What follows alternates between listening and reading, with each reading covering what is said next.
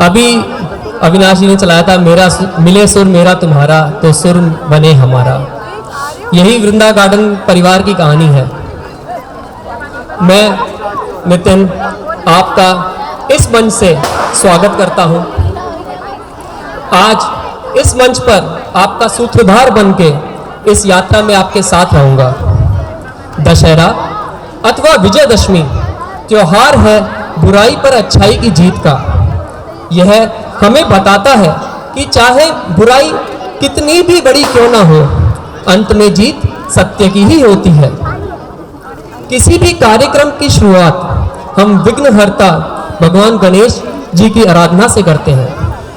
तो आइए इसका शुभारंभ करने के लिए मैं मंच पर बुलाता हूं मीनाक्षी खंडेलवाल और निधि कालरा जी को, जो एक भावपूर्वक नृत्य से गणेश जी की स्तुति करेंगी।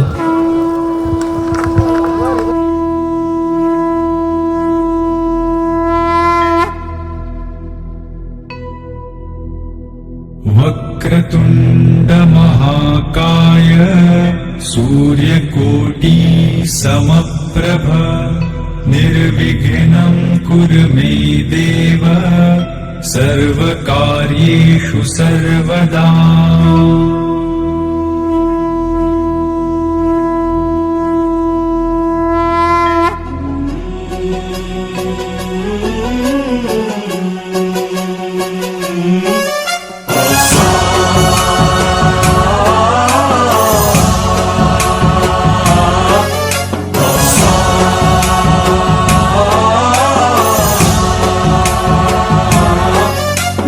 गणनायकाय गणदैवताय गणाध्यक्षाय धीमहि गुणशरीराय गुणमण्डिताय गुणेशानाय धीमहि गुणातीताय गुणाधीशाय गुणप्रविष्टाय धीमहि एकदन्ताय वक्रतुण्डाय गौरीतनयाय धीमहि गजेशानाय भालचन्द्राय श्रीगणेशाय धीमहि एकदन्ताय वक्रतुण्डाय गौरीतनयाय धीमहि गजेशानाय भालचन्द्राय श्रीगणेशाय धीमहि गानचतुराय गानप्राणाय गानान्तरात्मने गानोत्सुकाय गानमत्ताय गानोत्सुकमनसे गुरुपूजिताय गुरुदैवताय गुरुकुलस्थायिने गुरुविक्रमाय गुह्यप्रवराय गुरवे गुणगुरवे गुरुदैत्यकलक्षेत्रे गुरुधर्मसदाराध्याय गुरुपुत्रपरित्रात्रे खण्डकाय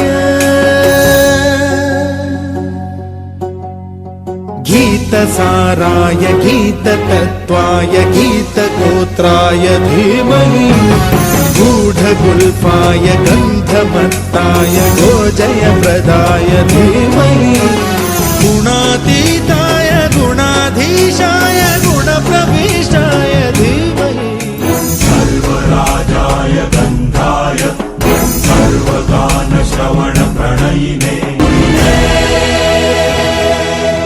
गुणवते गणपतये एकदन्ताय वक्रतुण्डाय गौरीतनयाय धीमहि गजेशानाय भालचन्द्राय श्रीगणेशाय धीमहि एकदन्ताय वक्रतुण्डाय गौरीतनयाय धीमहि गजेशानाय भालचन्द्राय श्रीगणेशाय धीमहि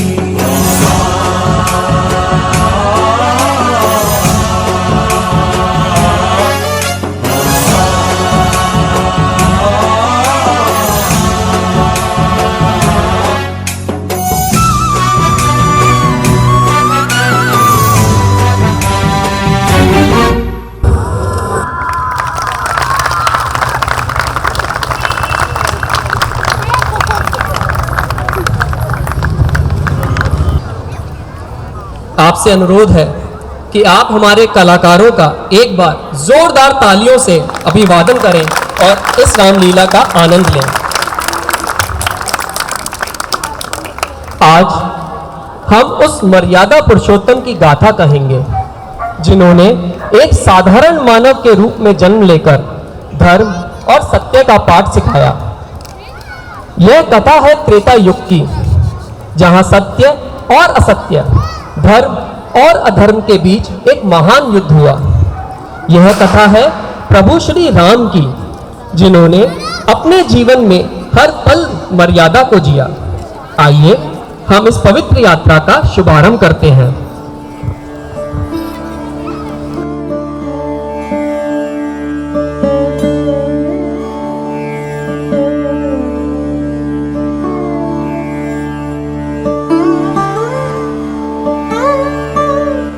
प्रभु, पृथ्वी पुकार रही है, ऋषियों की तपस्या भंग हो रही है, रावण का आतंक बढ़ता जा रहा है।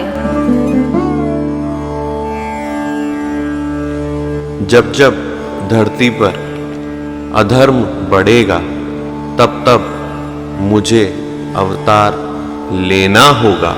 अब समय आ गया है राम रूपी अवतरण का।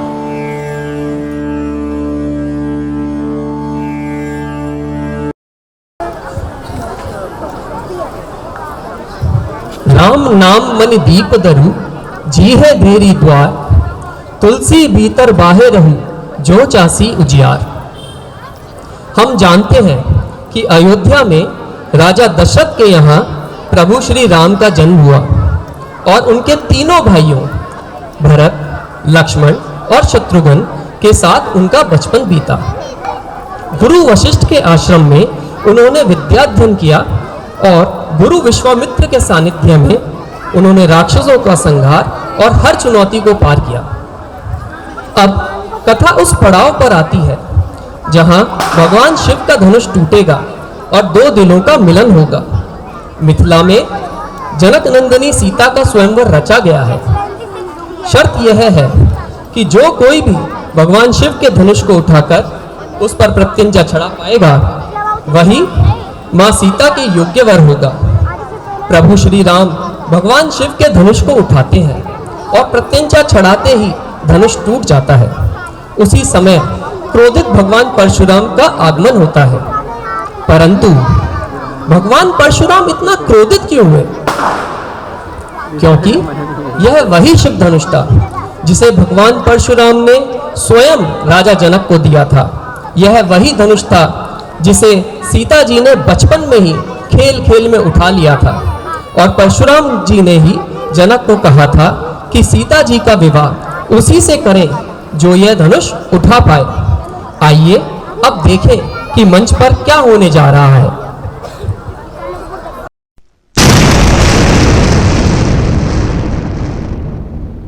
ठहरो, प्रणाम। पीछे पहले ये बताओ, ये धनुष किसने तोड़ा है? प्रभु, आपका ही कोई दास होगा। वो दास नहीं, मेरा शत्रु है। बलिहारी है आपकी इस बुद्धि की। विश्वामित्र, ये बालक कौन है?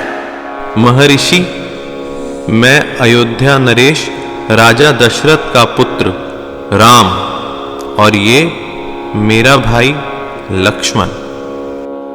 किंतु इसमें तो कोई भी लक्षण अच्छे नहीं दिखाई देते।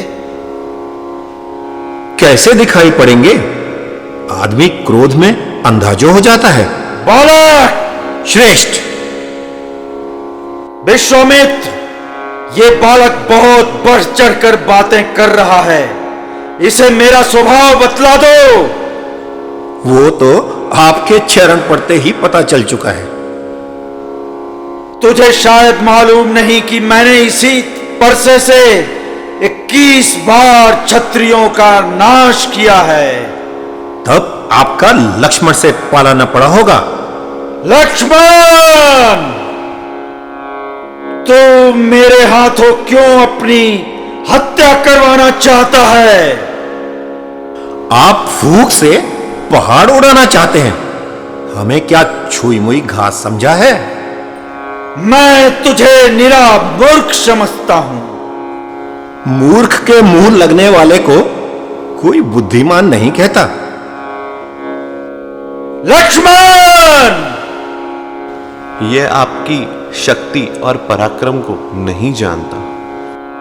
तो इसे अच्छी तरह समझा दो। मैं बड़ा क्रोधी और निर्दयी हूं। तभी अपनी मां का सर काट दिया था। अब तेरा भी सर काटूंगा, दुष्ट। प्रभु, मेरा सिर काटिए। धनुष मैंने तोड़ा है, लक्ष्मण निर्दोष है। तूने तोड़ा है तो तेरा भी सर काटूंगा। अब इस धरती पे दो राम नहीं रह सकते। राम रहेगा या परशुराम।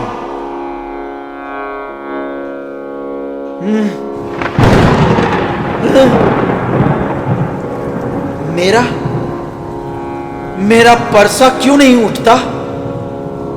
किसने मेरी सारी शक्ति छीन ली? राम, ये धनुष भेद कर मेरा संदेह दूर करो।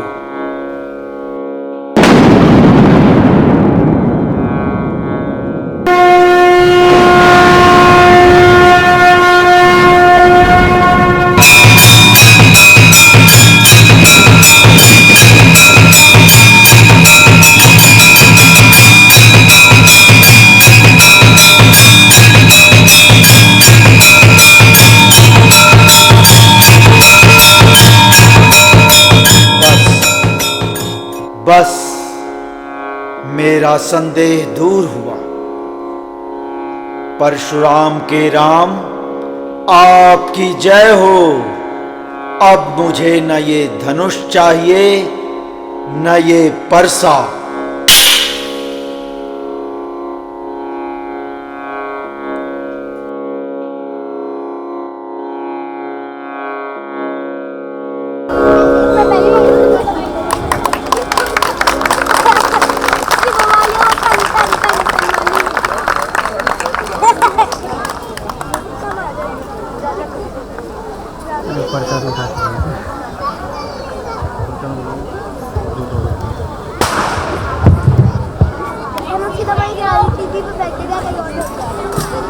आइए अब मंच पर मेरे साथी सूत्रधार मीनाक्षी जी का स्वागत करते हैं।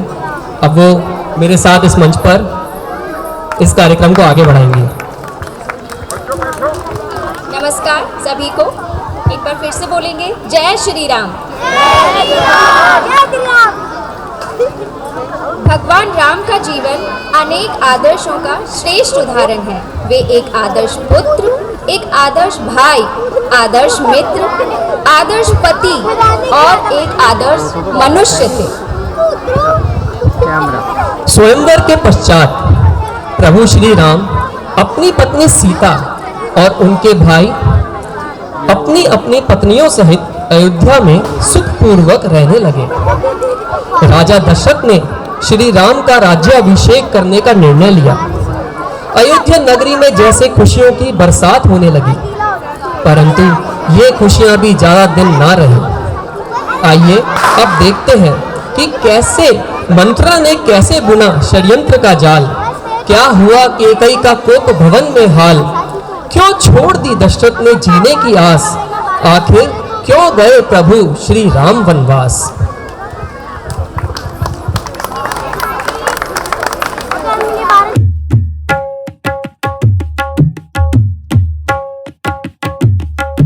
राम का राज्याभिषेक और भरत पराया हो जाएगा।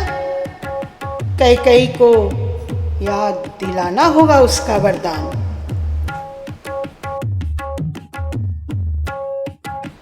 मंत्रा, क्या हुआ तुझे? ऐसे शुभ अवसर पर रोती क्यों है? तुम्हारे भाग्य को रोती हूँ। भरत के भविष्य को रोती हूँ। क्या कहा? 14 दिनों से देख रही हूँ कि तुम्हें कुछ बुद्धि आएगी, पर नहीं आएगी। तू कहना क्या चाहती है? तुम तो खुशी में अंधी हो रही हो और तुम्हारे रास्ते में अंगारे बिछाए जा रहे हैं। कौन बिछा रहा है? कौशल्या।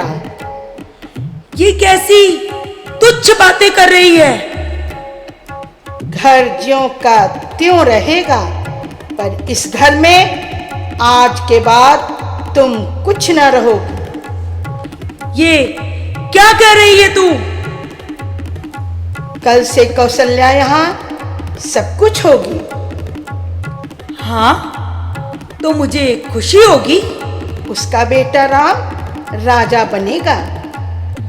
यह सबके लिए सौभाग्य की बात है, लेकिन तुम्हारे लिए दुर्भाग्य की बात है। मंत्रा! कैकेयी महाराज कौशल्या और सुमित्रा से ज्यादा तुम्हें प्यार करते हैं, इसलिए कौशल्या तुमसे जलती है। राम के राजा बनते ही वो तुमसे बदला लेगी। उस समय तुम्हारी मुस्कुराहट आंसुओं में बदल जाएगी, जब तुम्हें और तुम्हारे बेटों को दर दर की ठोकरें खाने के लिए राजमहल से बाहर निकाल दिया जाएगा। सच्चाई का यही परिणाम होता है महारानी। चुप रह मूर्ख! नहीं, मैं चुप नहीं रहूंगी, क्योंकि मैंने तुम्हारा नमक खाया है। महारानी, राम राजा बने चाहे फले, पर मैं तो दासी की दासी ही रहूंगी। फिर भी मैंने जो कानों से सुना है वो तुम्हें बता देना अपना कर्तव्य समझती हूँ। क्या सुना है तूने? जब रात में मैं कौशल्या के कक्ष के पास से गुजर रही थी तो वो दांत पीस पीस कर कह रही थी। क्या कह रही थी? राम को राजपद पा लेने दो, फिर मैं कैकेयी का घमंड चूर चूर करूंगी। आज से पहले मैंने कभी ऐसी बात कही थी? नहीं। तो फिर आज क्यों कहने लगी? कैकेयी, महाराज और कौशल्या ने मिलकर कपट का जाल बिछाया है। भरत को ननिहाल भेजकर राम को राज दे रहे हैं। राम को राजा बनाने का प्रस्ताव महाराज को स्वयं मैंने ही दिया था। क्यों कौशल्या तुम्हें इतना स्नेह देती है? वो जानती है तुम्हारा बेटा राजा बनने वाला है, इसलिए तुमसे अधिक प्रेम करने के लिए उसने राम को सिखाया है। धन्य है कौशल्या, धन्य है। उसने अपने बेटे का जीवन संवारने के लिए कौन कौन से उपाय नहीं किए, कौन कौन से छल कपट नहीं रचे, और एक मां तुम हो जिसने अपने बेटे से ज्यादा स्नेह राम से किया। तुम भरत की मां नहीं, हृदयहीन हो, पापी हो। बस बस कर मंत्रा, मैं अब और नहीं सुन पाऊंगी। बस कर। कैसे रहने दूं? मैंने भरत को अपने गोद में खिलाया है, ममता भरी लोरियां सुनाई है, उससे इतना सहेज कर रखा है। उसी भरत को भिक्षा का पात्र लेकर दर दर भटकते हुए कैसे देख लूं? नहीं देख सकती, नहीं देख सकती। उससे पहले सर पटक पटक कर मैं इस पापी जीवन का अंत कर दूंगी, अंत कर दूंगी। रुको रुको मंत्रा, मैंने तो भरत को सिर्फ जन्म दिया है, पर उसकी सच्ची मां तुम ही हो। तू उसके लिए प्राण दे सकती है और मैं कुछ नहीं कर सकती, कुछ नहीं। और अब हो भी क्या सकता है? तुम चाहो तो सब कुछ हो सकता है। कैसे?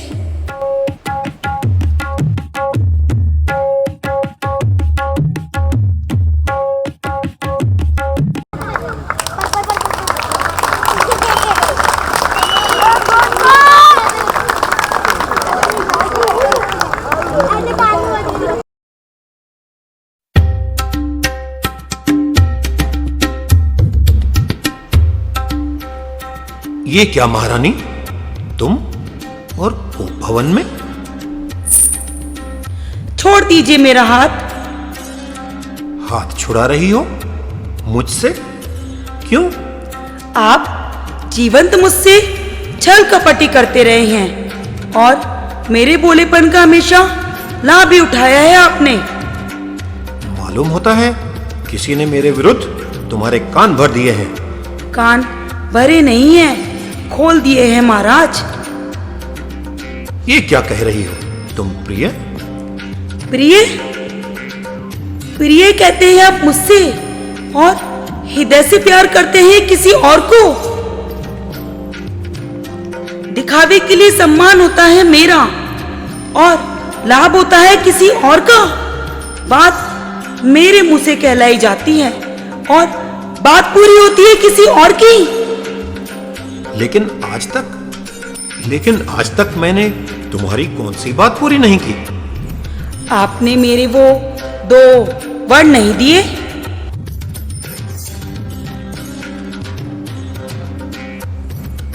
तुमने मांगे ही कब थे? तो अब मांगती हूँ। मांगो।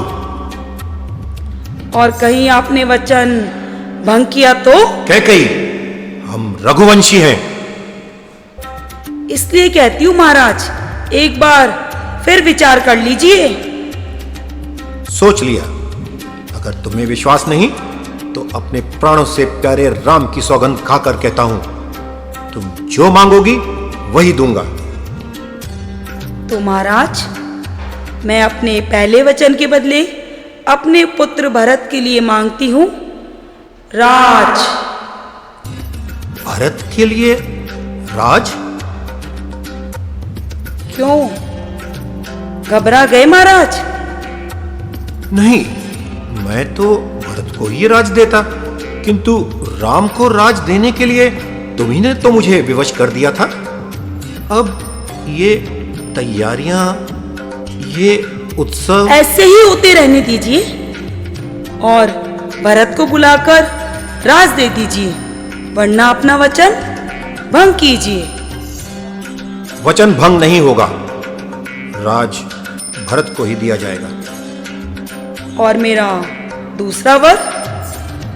वो भी मांग लो। तपस्वी वेश में राम को 14 वर्ष का वनवास। 14 वर्ष का वनवास?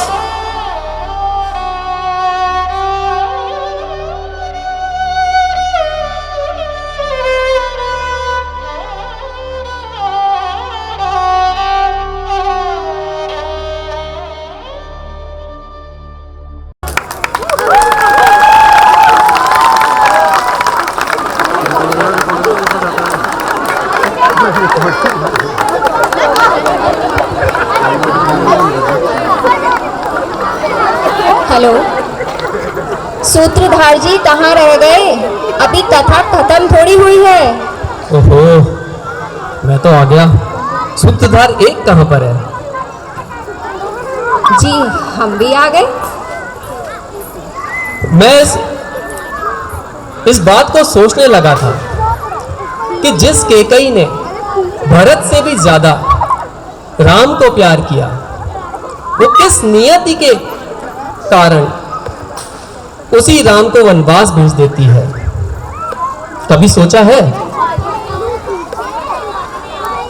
मंथरा के भड़काने पर शायद उनकी मति भ्रष्ट हो गई होगी। मति ही थी या नियति थी? क्योंकि राम जी का वनवास जाना संसार के लिए बहुत ही शुभ रहा। हम जानते हैं कि रामायण कैसे कैसे चली, राम जी ने क्या क्या किया। आज हम सब केकई को एक दुष्ट मां समझते हैं। किसी बच्चे का नाम केकई रखा ही नहीं गया उस त्रेता युग के बाद। पर कभी सोचा है कि केकई ने वो बुराई, वो सारी बुराई अपने सर ले ली जो शायद उसके सर नहीं बनती। यही हमें रामायण ये अद्भुत चीज सिखाती है कि एक अच्छे काम करने के लिए अगर कष्ट सहना पड़े, थोड़ी बुराई सहनी पड़े, तो भी उससे पीछे नहीं हटना चाहिए। आप खड़े हो, आगे पीछे हो। भरत शत्रुघ्न सहित अंकल ये मूवी पसंद कर रहे तब से। अंकल ने मेरे भाई पीछे थे।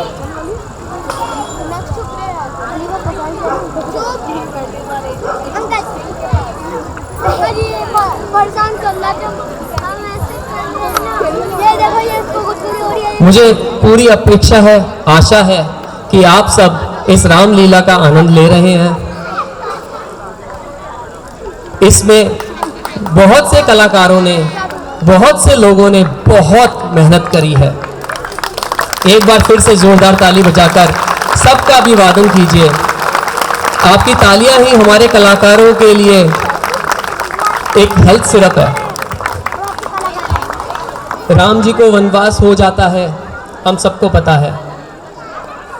दशरथ जी की तबीयत बहुत ज़्यादा खराब हो गई है।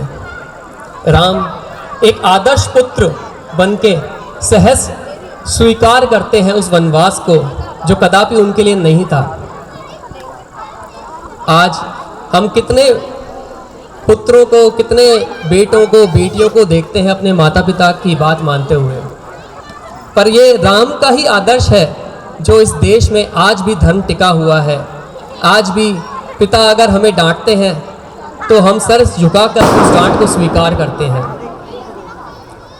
राम जी तैयार हैं वनवास जाने के लिए और वो लक्ष्मण के पास आते हैं। आइए अब इस रामलीला को आगे बढ़ाते हैं और देखते हैं कि आगे क्या हो रहा है।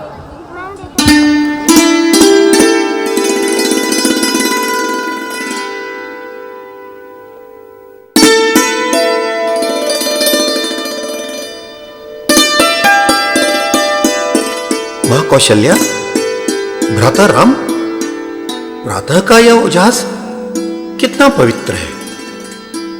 मुझे लगा जैसे सारी अयोध्या आज किसी पर्व का स्वागत कर रही हो।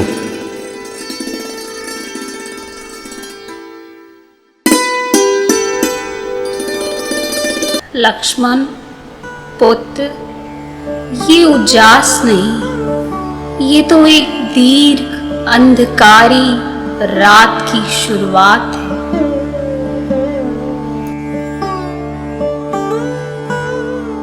क्या हुआ मां? आपकी वाणी कांप रही है। भैया राम, आपने कुछ कहा नहीं? लक्ष्मण, पिता की आज्ञा है, मुझे वनवास जाना होगा।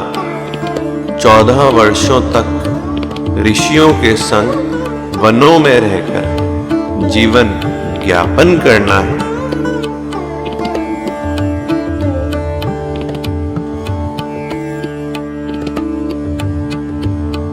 क्या कहा भैया आपने? वनवास?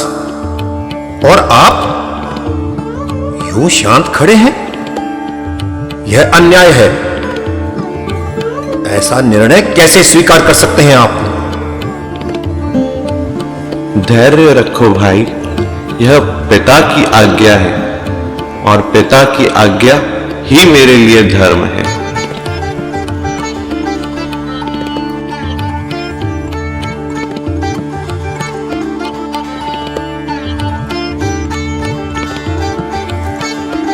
तो क्या धर्म का अर्थ अन्याय को सह लेना है? यदि अयोध्या को मेरी तलवार से न्याय चाहिए तो लक्ष्मण अभी तैयार है। भाई, तुम्हारा तेज मेरे लिए गर्व है। धर्म की रक्षा क्रोध से नहीं, संयम से होती है। यदि भैया राम वन को जाएंगे तो लक्ष्मण भी उनके साथ जाएगा। जहां राम रहेंगे वहीं लक्ष्मण का धर्म होगा। अयोध्या की छाया भी मुझे भैया के बिना स्वीकार नहीं।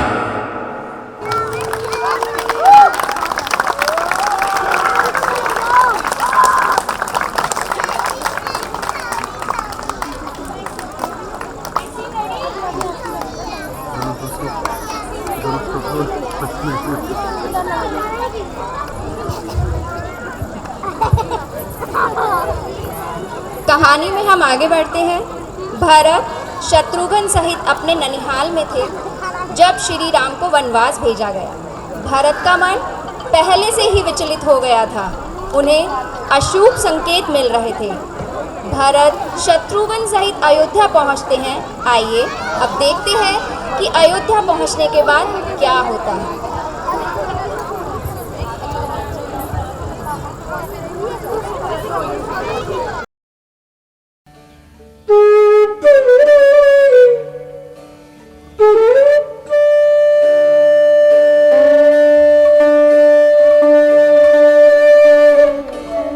महाराज की जय हो। क्या बात है सेनापति? महाराज, महाराज दशरथ का स्वर्गवास हो गया। महाराज। क्या? कैसे? जी वो मंथरा जी वो महारानी कैकेयी, क्षमा करें महाराज।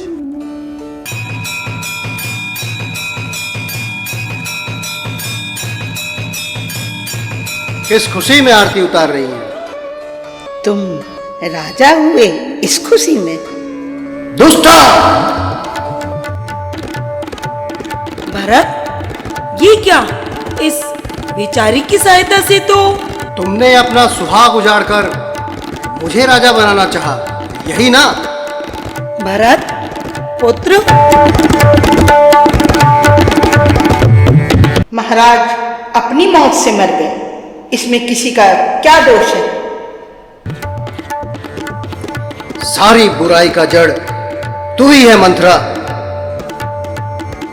भरत, उसे छोड़ दो, उसे छोड़ दो।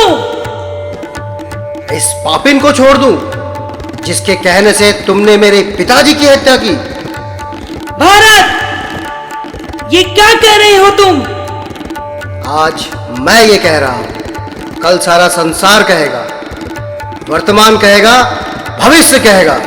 एक दुष्ट दासी के कहने से तुमने अपनी पति की हत्या की है, रघुकुल की शांति की हत्या की है।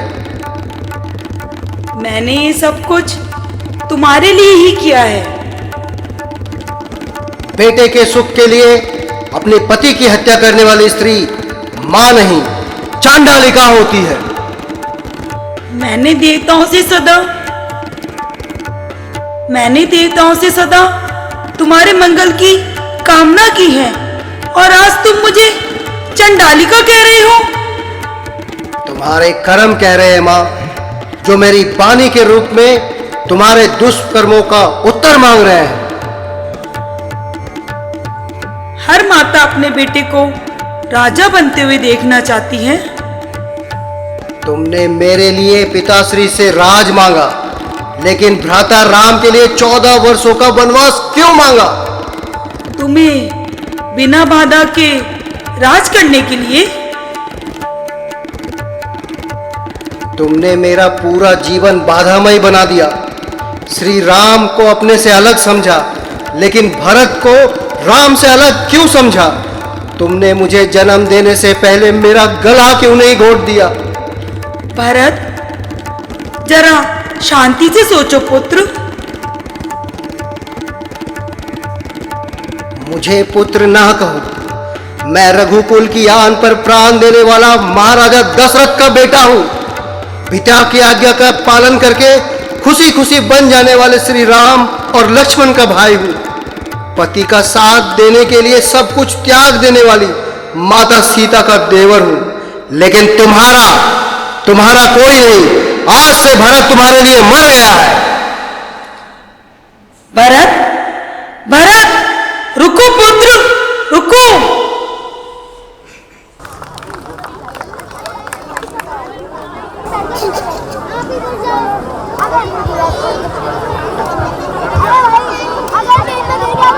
बोलिए श्री रामचंद्र भगवान की, बोलो भरत लला की। गत 9 वर्षों से हम आपके सम्मुख रामलीला का आयोजन करते आ रहे हैं। हर वर्ष हमारी कोशिश यही रहती है कि आप लोगों के लिए कुछ नवीनता लेकर आएं। हम भी इसमें सीख रहे हैं। हो सकता है गत वर्षों में जो अध्याय, जो कथा हमने मंच पे प्रस्तुत की है वो इस बार ना कर रहे हैं। इसी में रामलीला का मजा है, आनंद है।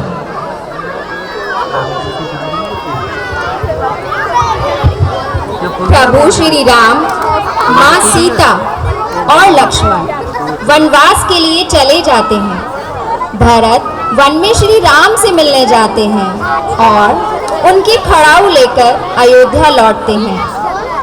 वहां से श्री राम पंचवटी नामक वन में रहने चले जाते हैं। वन में रहते हुए भी प्रभु श्री राम ने अनेक राक्षसों का संहार किया और ऋषि मुनियों की रक्षा की। प्रभु श्री राम, माँ सीता और अनुज लक्ष्मण सहित सुख से अपने दिन पंचवटी में व्यतीत करने लगे। परंतु सुख की आयु भी क्षणिक ही होती है। उनके जीवन में शूर्पणखा नामक एक ग्रहण लगा। आइए अब देखते हैं कथा का वो भाग जिसने प्रभु श्री राम और माँ सीता के जीवन को अस्त व्यस्त कर दिया। कैसे उनके जीवन में विरह की घनघोर बाढ़ आ गई।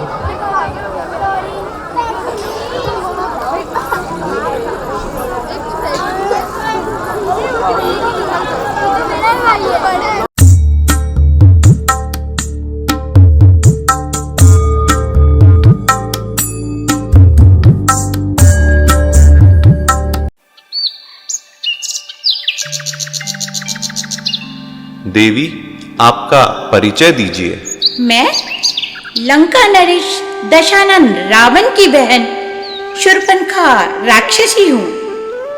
देवी, आपका इस वन में विचरण करने का क्या प्रयोजन है? हे पुरुषोत्तम, आपकी सुंदरता देखकर मैं आप पर मोहित हो गई। ये असुर राजकुमारी आपसे विवाह की अभिलाषा रखती है। क्या आप मुझसे विवाह करेंगे? देवी, मैं पहले से ही विवाहित हूँ। मेरी धर्मपत्नी सीता मेरे साथ यहीं है। तो क्या ये सजीला युवक अविवाहित है? मैं इससे विवाह करूंगी। इस वन में तो ये अविवाहित ही है। तो क्या तुम मुझसे विवाह करोगे?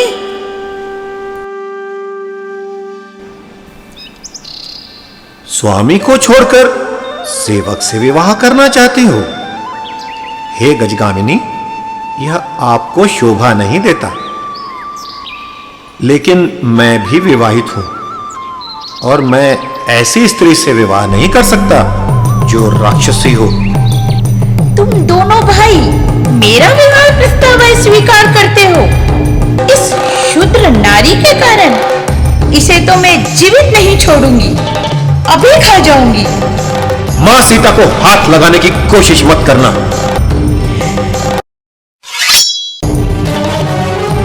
तुम दोनों भाइयों को इसका फल अवश्य मिलेगा। मैं अपने भाई लंकेश्वर रावण को लेके आऊंगी।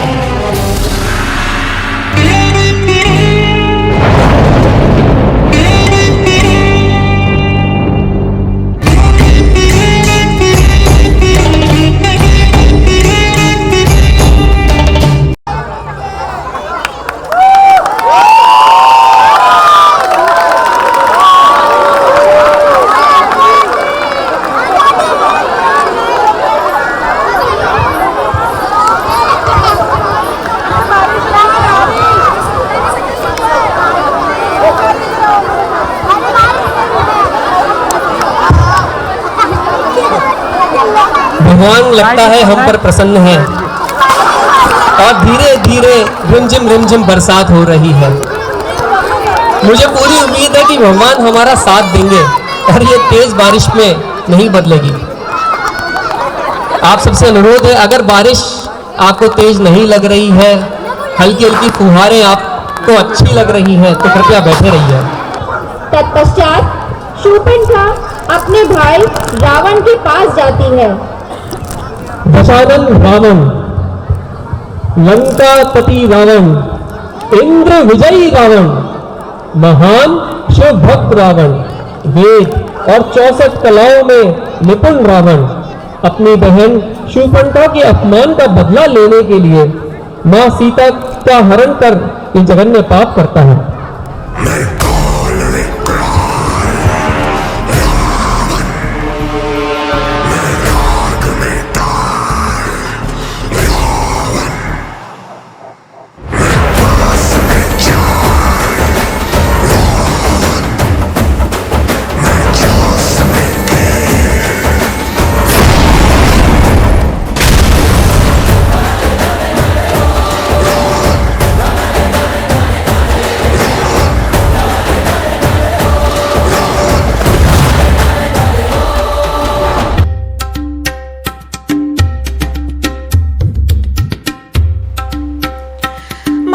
दशानन, लंकेश। शूर्पणखा, क्या हुआ बहन? किसने की तुम्हारी ये दशा? हे भ्राताश्री, आपकी बहन की ये दशा उन मानवों के कारण हुई है जो सीता के साथ दंडक वन में रहते हैं। उसके अनुज लक्ष्मण ने मेरी नाक काट दी और अब ये अपमान सहन नहीं होता। ये सिर्फ शूर्पणखा का अपमान नहीं, संपूर्ण राक्षस जाति का अपमान है। क्या? किसने किया यह दुस्साहस? उस मानव का नाम बताओ और वह सीता कौन है? हे लंकेश, उसका नाम राम है और वे बहुत शक्तिशाली है। उसकी पत्नी सीता अत्यंत सुंदर है। मानव तो क्या, देवता भी उसकी सुंदरता देखकर मोहित हो जाएं। आप भी उसे अवश्य देखना। तो क्या वो तुम्हारी बात नहीं सुनता था? क्या उसने तुम्हें अपमानित किया? हे आर्य, उसने मुझे अपमानित किया, मेरी नाक काट दी। अब मैं उस अपमान का बदला लेना चाहती हूँ। हे आर्य, तुम ही हो जो इस अपमान का बदला ले सकते हो। चिंता मत करो बहन, मैं उस राम को सबक अवश्य सिखाऊंगा और उस सीता को अपनी रानी बनाकर लाऊंगा।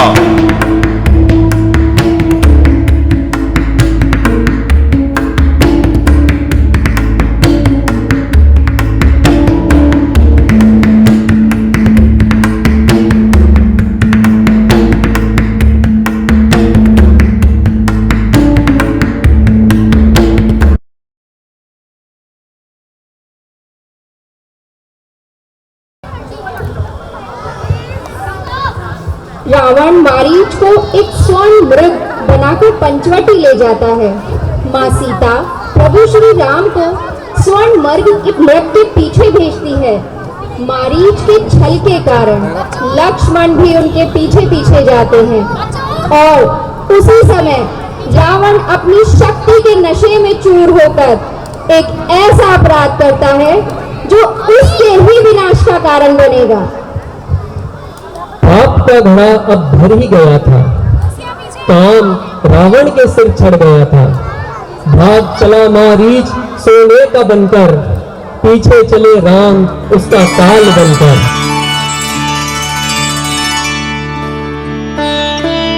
भिक्षाम देहि, भिक्षाम देहि, भिक्षाम देहि, भिक्षाम देहि, भिक्षाम देहि।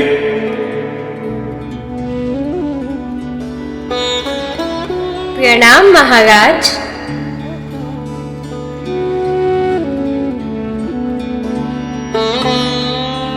मैं बंधी भिक्षा नहीं लूंगा। मैं रेखा के बाहर नहीं आ सकती। तो मैं भूखा ही चला जाऊंगा।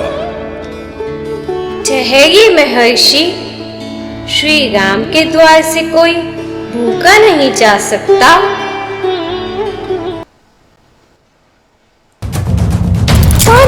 कौन है तुम? कौन है तुम? छोड़ो।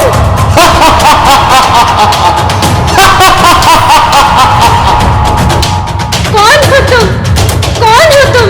छोड़ो मुझे, दुष्ट पापी, छोड़ो मुझे। कौन हो तुम?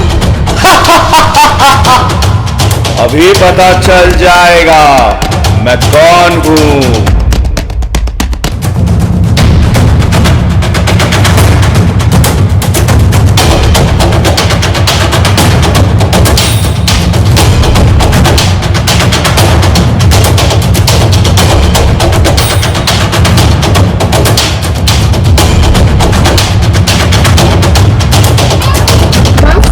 खोज करते करते माता शबरी के कहने पर प्रभु श्री राम और लक्ष्मण ऋषि मुख पर्वत पर पहुंचते हैं, जहां उनकी भेंट उनके हनुमान से होती है।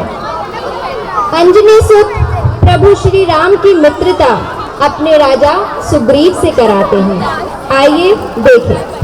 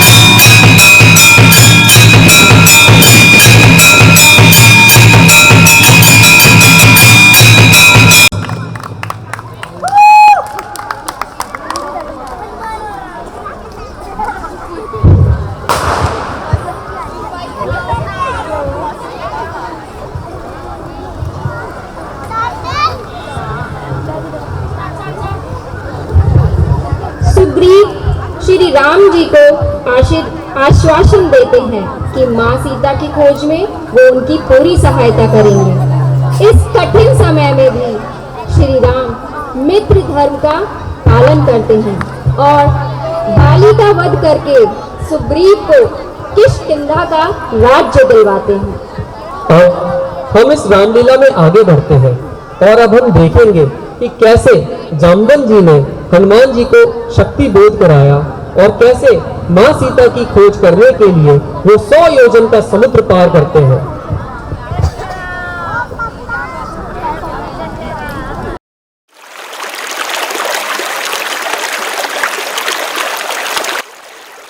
हे हनुमान, हे पवन पुत्र, तुम्हारी क्या दुर्दशा है? तुम चुप क्यों हो? तुम अपनी शक्तियों को भूल गए हो क्या? हे जामवंत, मुझे कोई उपाय नहीं सूझ रहा है। मैं यह महासागर कैसे लांघ सकता हूँ? सुनो हनुमान, तुम ही तो केसरी के पुत्र और पवन देव के औरस पुत्र हो। तुम ही हम सब वानरों में सबसे अधिक साहसी और शक्तिशाली हो। परंतु कोई परंतु नहीं। हनुमान, उठो और इस महासागर को लांघ जाओ। यह वह कार्य है जो केवल तुम ही कर सकते हो। तुम्हारी शक्ति पर संदेह मत करो। आपकी बात सही है जामवंत। गुरुजनों के आशीर्वाद से मैं मेघ से उत्पन्न बिजली की भांति पलक मारते आकाश में उड़ जाऊंगा। मुझे विश्वास है कि मैं लंका में जाकर अवश्य ही विदेह कुमारी सीता माता के दर्शन करूंगा। यही तो बात है वीर। अपनी शक्ति को समझो और समुद्र लांघने को तत्पर हो जाओ। आपके आशीर्वाद से यह कार्य मैं ही करूंगा। मैं अवश्य सीता माता के दर्शन करूंगा।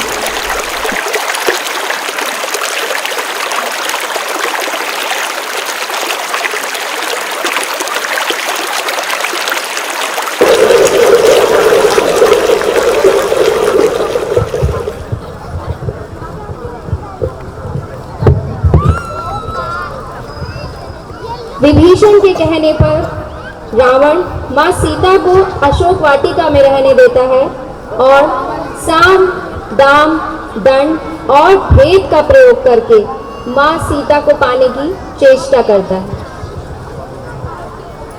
रावण मां सीता को डरा रहा है।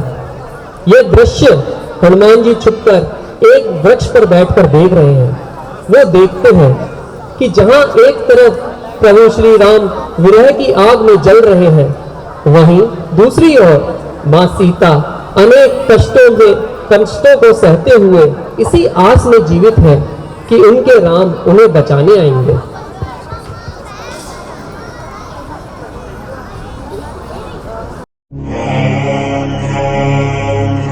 सीता, सारा संसार सुख की नींद सो रहा है और तुम अब तक जाग रही हो। श्री राम दर्शन की प्यासी आंखों में नींद कैसे आ सकती है? नींद हमें भी तो नहीं आती जानकी। तुम जैसे पापी कभी सुख की नींद नहीं सो सकते। मैं पापी नहीं, तुम्हारा प्रेमी हूं सीता। मैं तुम्हें तीनों लोकों का सुख दे सकता हूं। श्री राम के चरणों में जो सुख है उसके आगे तीनों लोकों का सुख तुच्छ है। सीता, राम वनवासी है। वो मेरे प्राणाधार हैं। त्रिभुवन विजेता हूं मैं। तभी मुझे कायरों की तरह चुरा लाए, नीच पापी दुष्ट। सीता, तू यूं नहीं मानेगी। अब मैं बलपूर्वक अपनी इच्छा पूरी करूंगा। सीता, मैं तुझे 1 महीने का समय और देता हूं। फिर भी तेरा मन न बदला तो मैं अपनी इच्छा पूरी करके रहूंगा।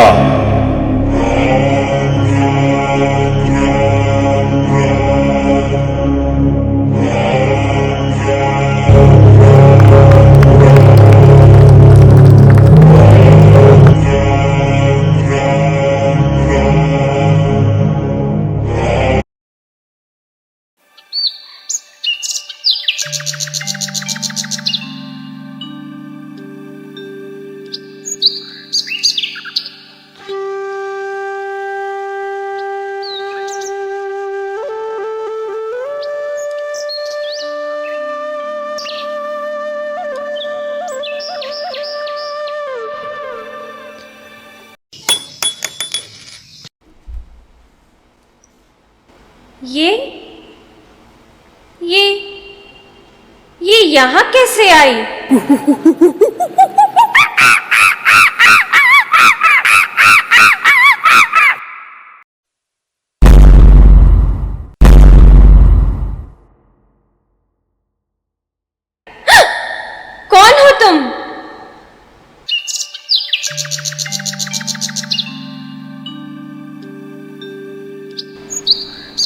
मैं श्री राम का दूत हनुमान। श्री राम का दूत? एक वानर? उसका प्रमाण ये अंगूठी है माता। मेरे स्वामी कुशल पूर्वक है ना? हाँ माता। और भैया लक्ष्मण? वे भी। क्या स्वामी कभी मुझे भी याद करते हैं? माता, विरह में जितना दुख आप सहन कर रही हैं, उससे कई अधिक दुख प्रभु श्री राम सहन कर रहे हैं। धीरज रखिए, मेरे वहां पहुंचते ही श्री राम की वानर सेना लंका पर चढ़ाई कर देगी। उस सेना के सभी वानर तुम्हारी तरह हैं? हाँ माता। फिर तो हो चुका मेरा उद्धार। आपको कोई संदेह है? हनुमान, रावण की सेना में एक से एक विशाल योद्धा है।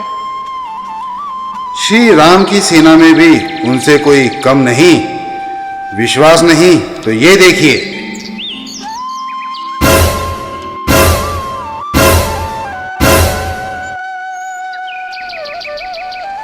अब तो आपकी शंका दूर हुई।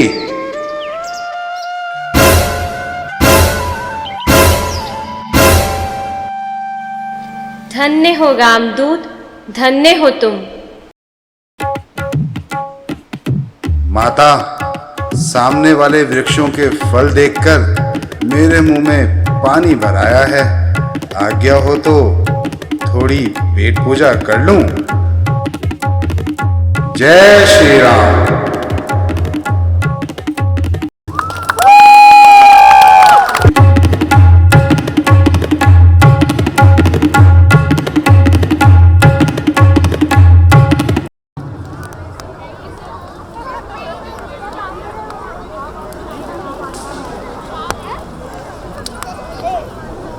हनुमान जी अशोक वाटिका को उजाड़ देते हैं। रावण अपने सैनिक भेजता है, सेनापति भेजता है, अपने पुत्र अक्ष कुमार को भेजता है, जिसे हनुमान जी मार देते हैं। अंत में मेघनाथ आता है। आइए अब देखते हैं कि आगे क्या हो रहा है।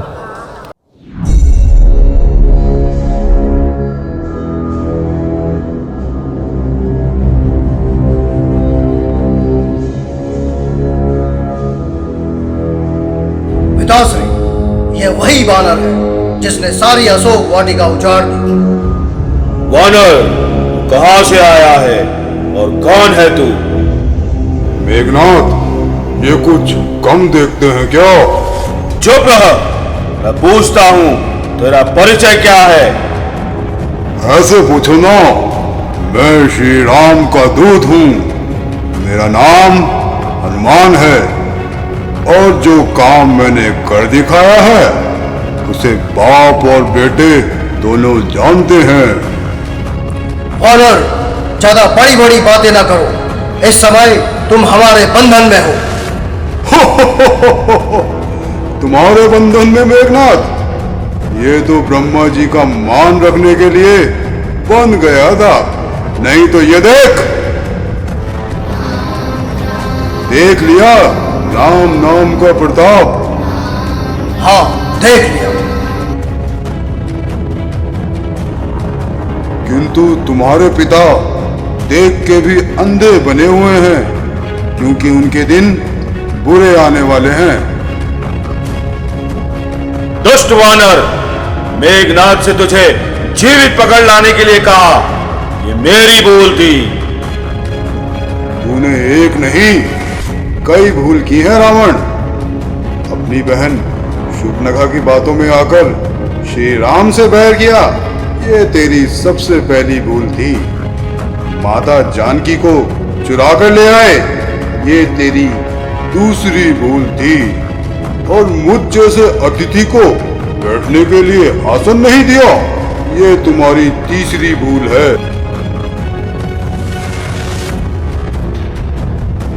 आज सिंहासन अपने बराबर वालों को दिया जाता है, तो जैसे नीच बंदर को नहीं।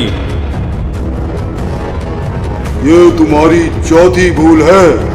स्वभाव से मुझे ऊपर बैठने की आदत है, क्योंकि मैं वानर हूं।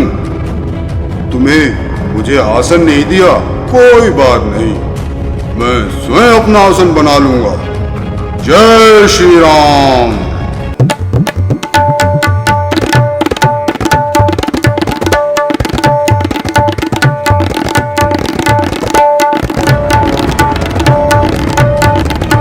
अब मेरी बातें ध्यान से सुनो। समय रहते ही अपनी भूल सुधारो, वरना पछताना पड़ेगा। मुझे तेरे उपदेश की आवश्यकता नहीं।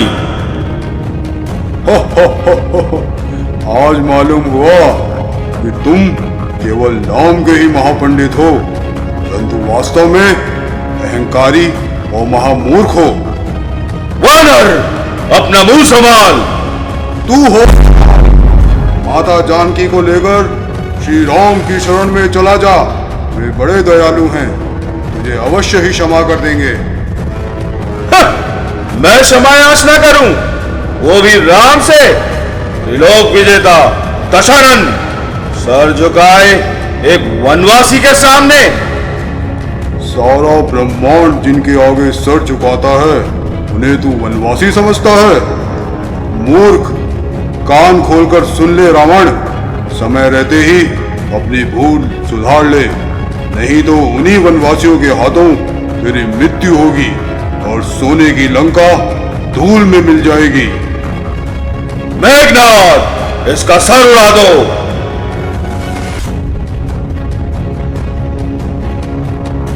ठहरो विभीषण। भाई, ये क्या कर रहे हो? एक दूत की हत्या कर अपनी कीर्ति को लज्जित करना चाहते हो? लेकिन हम इसे दंड अवश्य देंगे। पिताश्री, मैंने सुना है कि बंदर को अपनी पूंछ बहुत प्यारी होती है। क्यों ना इसके पूंछ में ही आग लगा दिया जाए?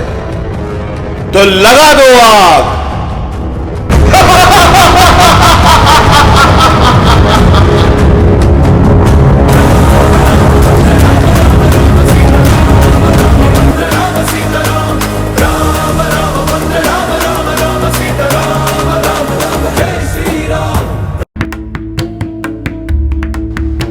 आप सब सुन ही चुके होंगे कि दोनों वनवासी भाई राम और लक्ष्मण किष्किंधा की वानर सेना के साथ सिंधु के उस पार पहुंच गए हैं। गुप्तचरों का कहना है वो लंका पे चढ़ाई करने की तैयारी में है। सभाजनों, जब भी लंका पे कोई विकट समस्या उपस्थित हुई, हमने आप सबसे विचार विमर्श करके ही कोई कदम उठाया है। उस दिन सभा में बांध कर लाए गए वानर हनुमान के वध का विचार भी हमने विभीषण की राय न होने के कारण जाने दिया।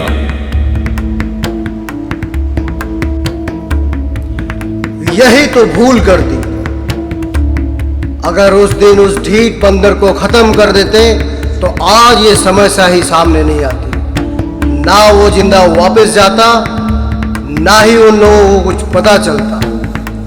अभी भी कौन सी समस्या जटिल हो गई है। समुद्र के उस पार पहुंचने का अर्थ ये नहीं कि वो 100 योजन 400 कोस का विशाल दुर्गम समुद्र लांघ कर सेना के साथ लंका आ जाए।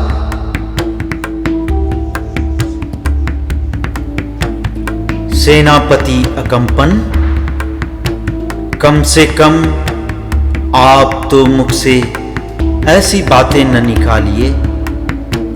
आप स्वयं अपनी आंखों से देख चुके हैं राम का पराक्रम कैसा है। महाराज, हमें ये भी नहीं भूलना चाहिए कि शत्रु का एक दूत हनुमान समुद्र लांघ कर लंका पहुंच गया था। अर्थात लंका नगरी अब दुर्गम नहीं रही। फिर उस अकेले बानर ने सारी लंका में आग लगा दी और हमारे बड़े बड़े शूरवीर नगर के रक्षक देखते रह गए। इसका अर्थ ये है महाराज, हमारी सुरक्षा की दीवारें भी अब अटूट नहीं रही। तुम्हारी राय में विभीषण हमें क्या करना चाहिए? महाबली लंकेश्वर श्री रामचंद्र जी ने विभीषण, शत्रु को श्री लगाकर संबोधित मत करो।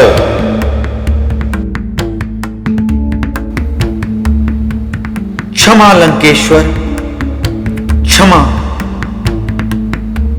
मेरा मत यह है कि राम के साथ शत्रुता हमने स्वयं मोल ली है। किसी भी समय पर उन्होंने प्रथम प्रहार नहीं किया। सबसे पहले बहन शूर्पणखा ने ही वहां जाकर छेड़छाड़ की। खरदूषण ने बिना विचारे अपने अहंकार के मद में शत्रुता का व्यवहार किया और उस पर सबसे बढ़कर अनीतिपूर्ण कार्य किया आपने। उनकी पत्नी का हरण करके उनकी मान मर्यादा पर प्रहार करके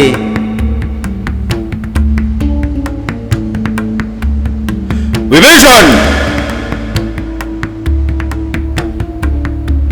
जी हां महाराज, हमने ही भूल की है और हमें ही अपनी भूल का सुधार करके देवी सीता को आदर सहित उनके पति के पास पहुंचा देना चाहिए।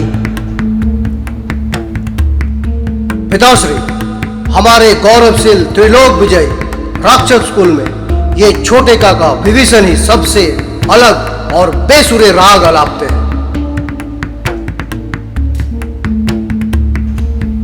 हम राक्षस कुल के नहीं हैं, हम परम पुण्य आत्मा महर्षि पुलक्ष के वंशज हैं। तो आप भी एक बाण के भय से भागे हुए मरीच मामा की तरह भगवा वस्त्र धारण करके किसी ऋषि के आश्रम में धोनी क्यों नहीं रमाते? यहां लंका में किस लालच में रह रहे हैं? पार्थ मेघनाथ, ऐसी दंभ भरी निरर्थक बात करना, अपने बड़ों से अशिष्टता बरतना तुम्हें शोभा नहीं देता। तुम अभी अनुभवहीन बालक हो। बालक हो? देवताओं के गर्भ को तलन करने वाले बड़े बड़े सूरवीरों दैत्यों नागों के कुल को समूल नाश करने वाले ऐरावत हाथी के दांत उखाड़कर देवराज इंद्र को आकाश से पछाड़कर धरती पे उतारने वाले इंद्रजित एक अनुभवहीन बालक। पिताश्री, वन में भटकने वाले दो तुच्छ मानव और उनके साथ है कुछ वानर। आप उनसे इतने भयभीत क्यों हो रहे हो? भय शब्द तो रावण के शब्दकोश में है ही नहीं, और नर तथा वानर तो हमारा कुछ बिगाड़ ही नहीं सकते। महाराज दशानन, मैं आपका पिता समान आदर करता हूं। आप केवल राजा नहीं हैं, मेरे ज्येष्ठ भ्राता भी हैं, जिन्हें आप साधारण वनवासी नर कहकर उपेक्षा कर रहे हैं। उनके शौर्य की गाथा मत भूलिए। परमवीर सुबाहु, विराट कबंध और विराज खरदूषण, त्रिशा, जगत के महाबली बाली, ये सब उनके वानों का निशाना बनकर परलोक सिधार गए। जिस वानर का आप उपहास कर रहे हैं, उसकी करनी का चिन्ह लंका के कोने कोने में जलकर भस्म हुई अट्टालिकाओं, लपटों में झुलसी हुई लंका के प्राचीरों और आग में जलकर गिरे स्वर्ण स्तंभों में दिखाई दे रहे हैं।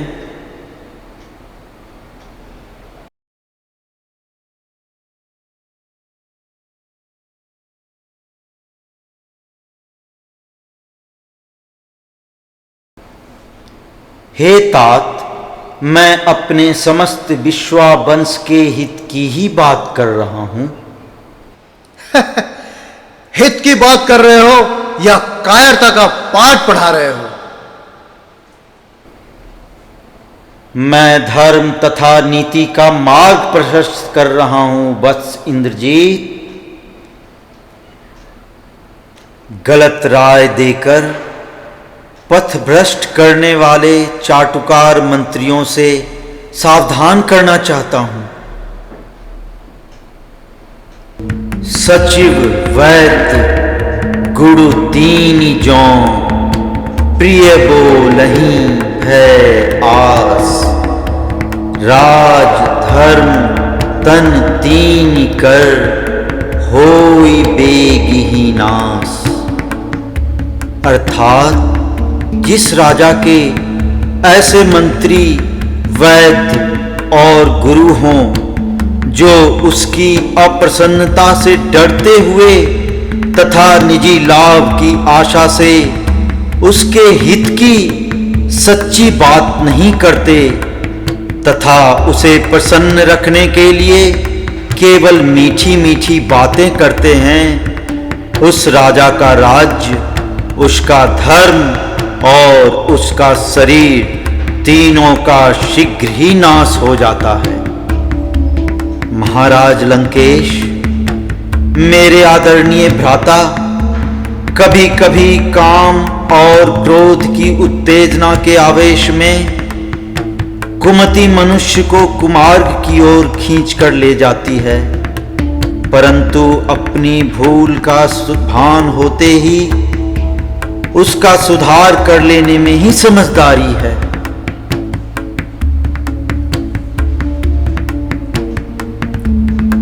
हे दशानन, आप मद में चूर होकर एक पर नारी को यमप्राश के समान अपने गले में बांध कर लाए हो। महाराज, वो राक्षस कुल के लिए काल रात्रि के समान है। विभीषण, तेरे सिवा किसी और ने यह प्रलाप किया होता तो उसे इसी क्षण अपने प्राणों से हाथ धोना पड़ता।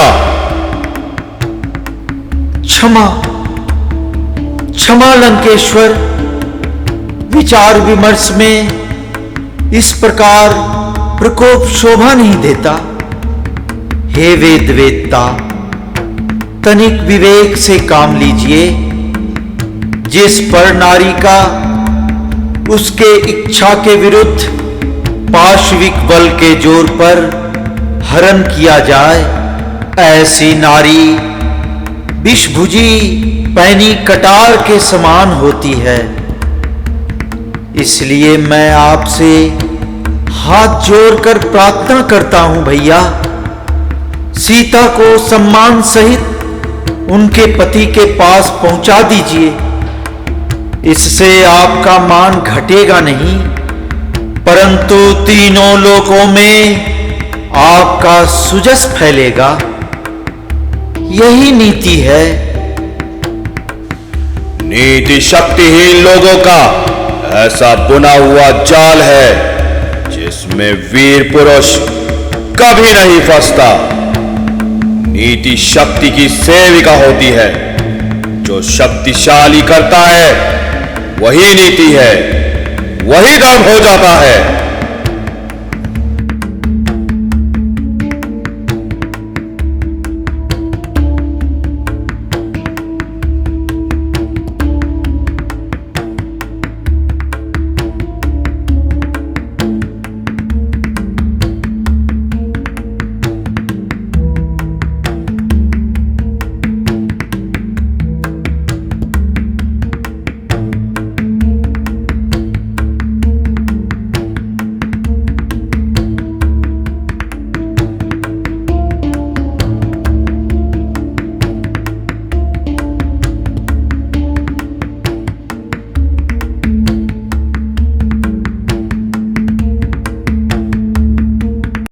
राम की पूंछ में लगन न पाई आग, लंका सिगरी जल गई, गए निशाचर भाग। हनुमान जी पूरी लंका को जला डालते हैं। विभीषण के समझाने का भी रावण पर कोई असर नहीं होता और रावण विभीषण को लंका से निष्कासित कर देता है। आइए अब देखते हैं कैसे मंदोदरी रावण को समझाने का प्रयत्न करती है।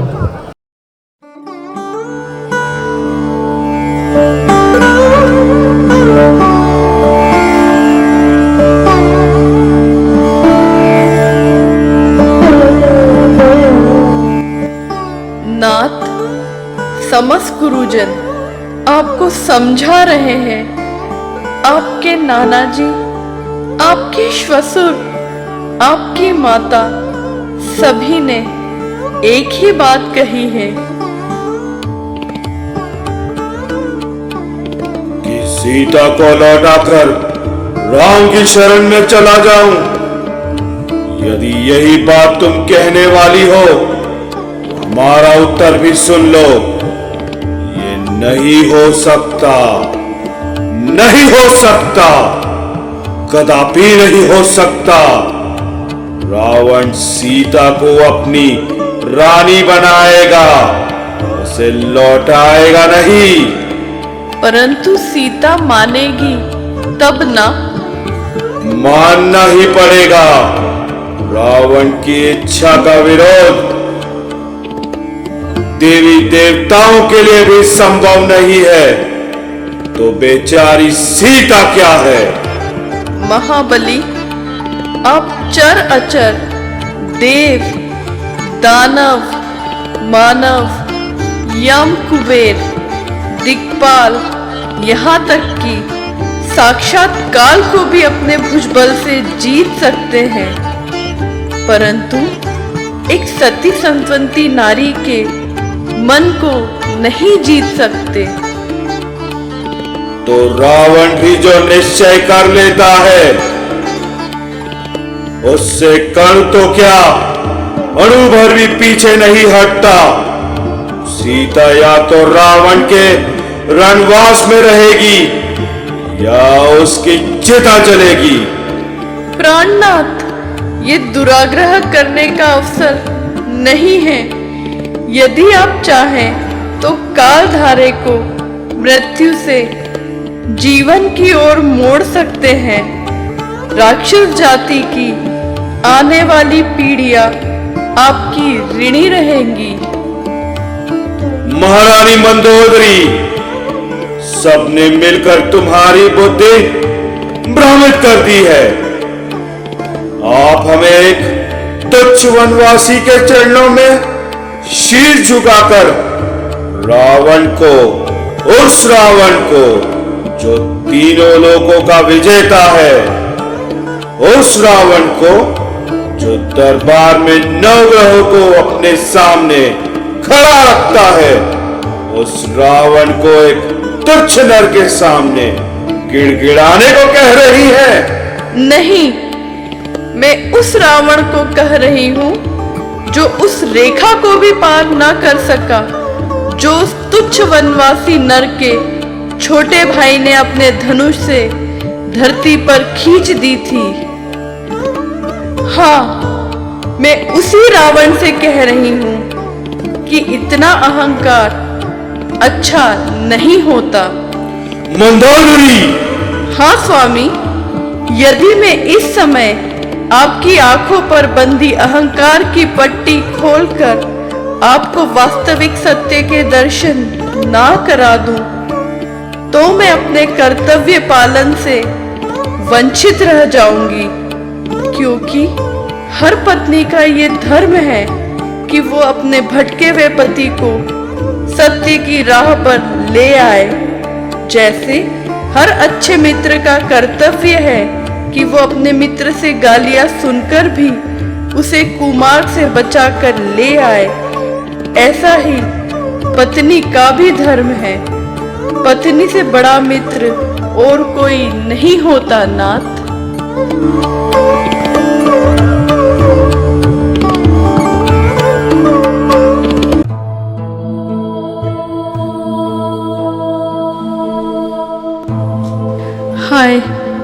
कैसा दुर्भाग्य है। मेरे पति त्रिलोक विजयी महाज्ञानी रावण आज अपने ही अहंकार की आग में जल रहे हैं। एक स्त्री के लिए सबसे बड़ी पीड़ा क्या होती है? यही कि उसका पति सन्मार्ग छोड़कर विनाश की ओर बढ़े। जब से वो सीता को हर लाए हैं, लंका की धरती पर एक अजीब सी बेचैनी है। मैं जानती हूँ ये साधारण स्त्री नहीं है, ये कोई और नहीं, स्वयं आदि शक्ति का रूप है। मैंने उन्हें बार बार समझाया, कभी प्रेम से, कभी अनुनय से, कभी पैरों में गिरकर। मैंने उनसे कहा, नाथ, जिस नारी का आप अपहरण कर लाए हैं वो कोई साधारण रानी नहीं है, वो मर्यादा पुरुषोत्तम राम की पत्नी है। लेकिन उनका अहंकार इतना बड़ा है कि मेरी आवाज उन तक पहुंच ही नहीं पाती। वो सिर्फ शक्ति देखते हैं, ज्ञान नहीं। वो सिर्फ अपनी जीत देखते हैं, सत्य नहीं। वो कहते हैं, मंदोदरी, तुम मेरी शक्ति को नहीं समझती। मेरे 10 सिर और 20 भुजाओं के आगे वो वनवासी राम क्या है? नाथ, आप ये क्यों नहीं समझते? ये 10 सिर और 20 भुजाएं, ये सब क्षणिक है। जब धर्म साथ ना हो तो ये शक्ति भी धूल हो जाती है। जिस दिन मर्यादा पुरुषोत्तम का एक भी बाण चला, उस दिन ये सोने की लंका राख हो जाएगी। और उस राख में ना सिर्फ हमारा गौरव जलेगा, बल्कि हमारी संतानों का भविष्य भी जल जाएगा। मैं एक पत्नी हूँ और मेरा धर्म है अपने पति के साथ रहना, लेकिन मैं एक माँ भी हूँ और मेरा धर्म है अपने बच्चों का भविष्य बचाना। यह कैसा धर्म संकट है? क्या मैं चुप रहूं या उस विनाश को अपनी आंखों से देखूं जिसकी भविष्यवाणी मैं सालों से करती आ रही हूं? काश मेरे नाथ, मेरे स्वामी एक बार मेरी बात सुन लेते। काश वो अपने अहंकार को छोड़कर राम की शरण में चले जाते, जिनकी शरण में आने से हर पाप धुल जाते हैं। हे प्रभु, हे राम, मेरे नाथ को सद्बुद्धि दो, उन्हें सही गलत का ज्ञान दो। नहीं तो मेरा सुहाग ही नहीं, यह पूरी लंका नगरी राख हो जाएगी। मेरा दिल कहता है, यह रावण की लंका का अंतिम समय है और इसके अंत का कारण कोई शत्रु नहीं, स्वयं रावण का अहंकार है।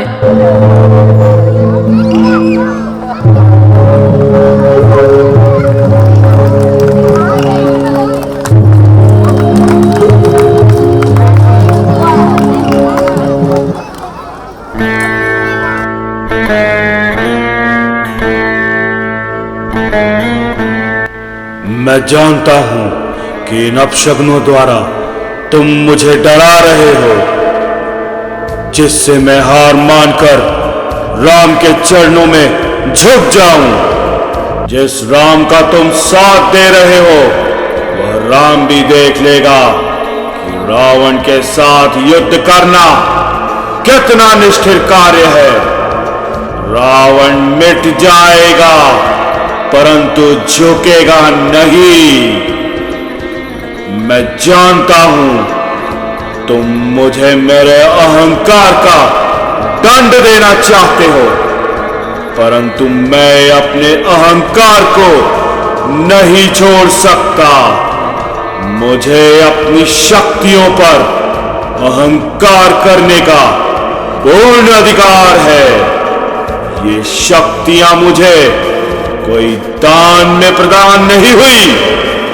मेरी कठोर तपस्या के उपलक्ष्य में कर्म के विधान के अनुसार तुमने मुझे यह शक्तियां प्रदान की है। मैंने अपने बाहुबल से वो शक्तियां प्राप्त की हैं, इसलिए मुझे उन पर अहंकार है। जब भी कोई अपूर्व शक्ति प्राप्त कर लेता है तो तुम्हारी माया भी उसे शक्ति के मद में पागल बना देती है। शक्ति का मद तो तुम्हारे देवता भी सहन नहीं कर सकते, उन्हें भी अहंकार हो जाता है। यही मेरी अवस्था है। शक्तियां पाई, उनसे अहंकार हुआ और उस अहंकार और शक्ति का मद सहन नहीं कर पाया। उन शक्तियों के मद में मैंने दूसरों पर अत्याचार भी किए। धन को छोड़कर अधर्म के मार्ग पर चला हूं तो इसका दंड भी भोगना पड़ेगा, तो मुझे वो स्वीकार है। परंतु रावण दंड भी उसी गर्व के साथ भोगेगा जिस गर्व से उसने उन शक्तियों को भोग किया है। रावण मिट जाएगा परंतु झुकेगा नहीं। यदि जीवित रहा तो आज आकर फिर तुम्हारे दर्शन करूंगा।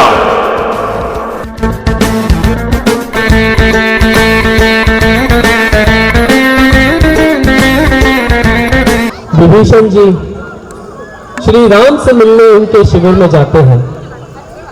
हनुमान जी उनकी भेंट श्री राम से कराते हैं। अपनी मित्रता का परिचय देते हुए श्री राम विभीषण का राज्य अभिषेक कर देते हैं। आइए अब आगे की कथा देखें। विभीषण जी, आप यहाँ? श्री राम की शरण में आया हूं। राम भक्त, तो आइए।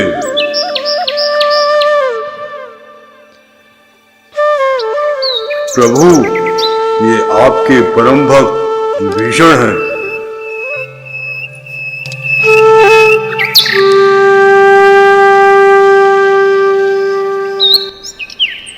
प्रभु, ब्रह्मा जी के वरदान से दशानन जी की नाभि में अमृत है। कुंडला कीर्ति से युक्त अमृत तत्व का मूल है।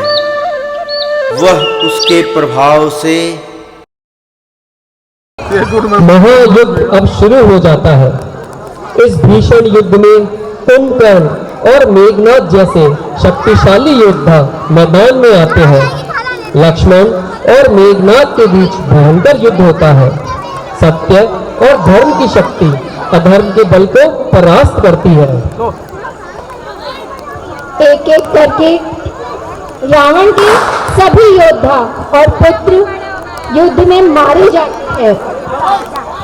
अब रावण अकेला रह गया है जो अपने अहंकार की लड़ाई लड़ रहा है। यह युद्ध का अंतिम दृश्य है।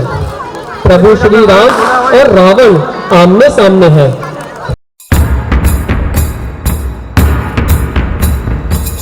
लंका के शूरवीर सेनानियों, यह राक्षस जाति के इतिहास का वह क्षण है जब या तो राक्षस जाति लुप्त हो जाएगी या तीनों लोकों में उसकी जय जयकार होगी।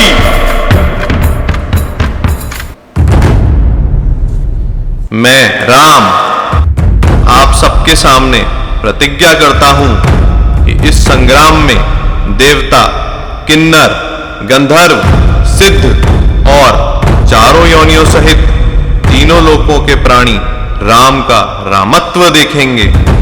आज मैं वहां पराक्रम दिखाऊंगा। जब तक यह पृथ्वी रहेगी, इस चराचर जगत के समस्त जीव और देवता अभी उसकी चर्चा करेंगे।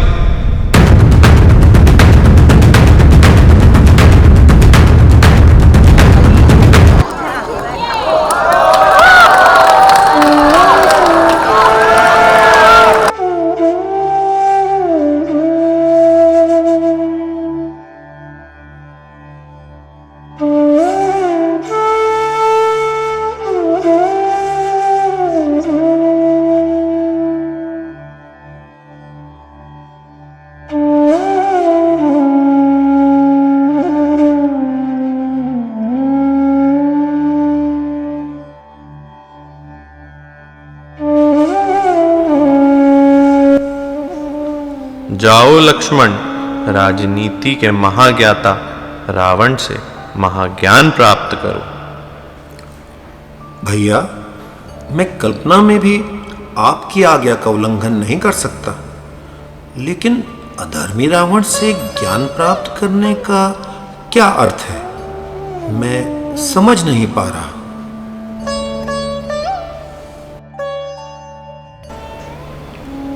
लक्ष्मण भैया, रावण आज युद्ध भूमि में अपनी अंतिम सांसें गिन रहे हैं।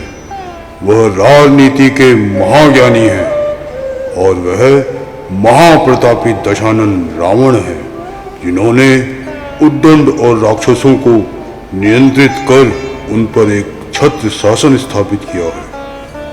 उनको राक्षस वीरों में परिवर्तित किया है।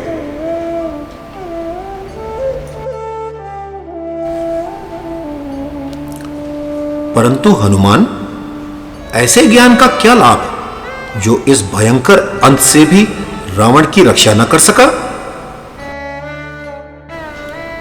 राजधर्म से भटकने के कारण ही उनकी यह अवस्था हुई, जिसका बोध उनको स्वयं भी होगा। राजनीतिक सीख देने के लिए रावण से उपयुक्त और कोई नहीं हो सकता।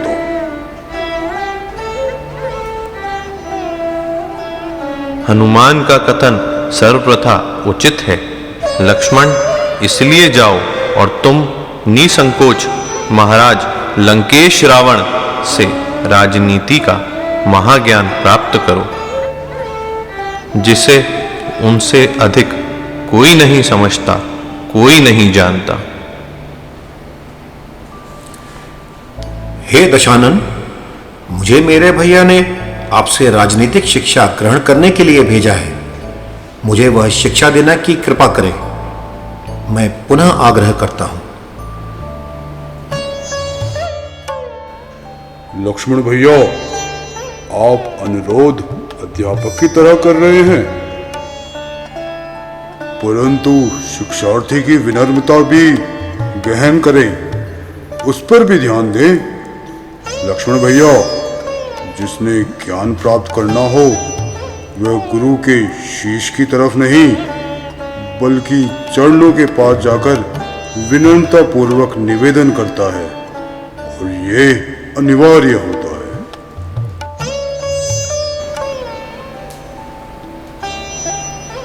सत्य, क्या हनुमान ने लक्ष्मण तुम रावण के पास उसी भाव से जाओ जैसे तुम गुरु वशिष्ठ के पास जाते हो।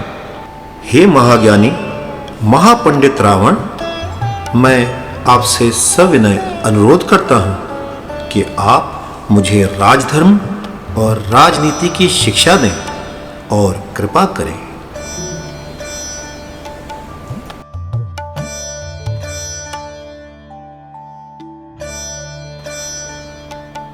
इस समय बोल पाना बहुत कठिन है, फिर भी जो थोड़ा बहुत कह सकता हूं उसे सुनो।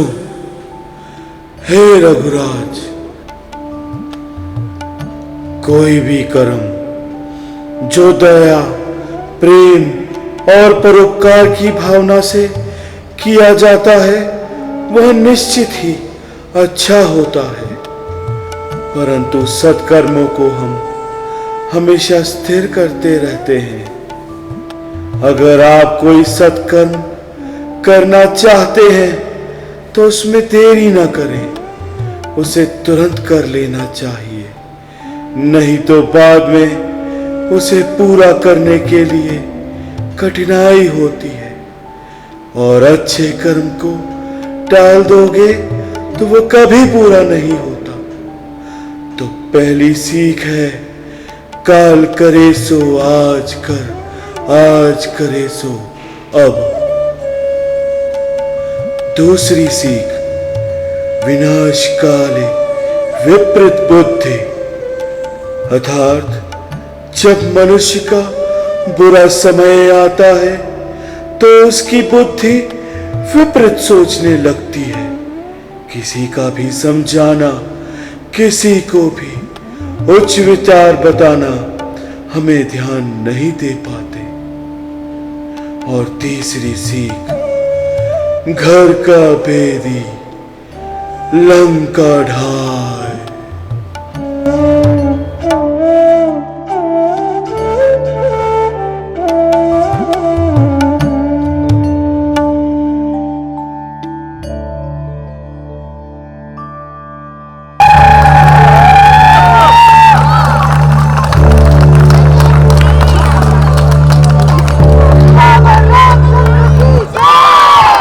सियावर रामचंद्र की।